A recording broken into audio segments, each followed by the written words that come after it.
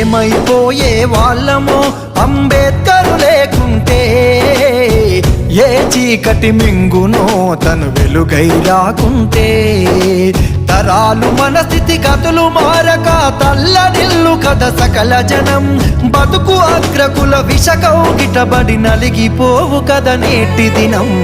ఏమైపోయే వాళ్ళమో అంబేద్కర్ లేకుంటే, ఏ చీకటి మింగునో తను వెలుగై రాకుంటే.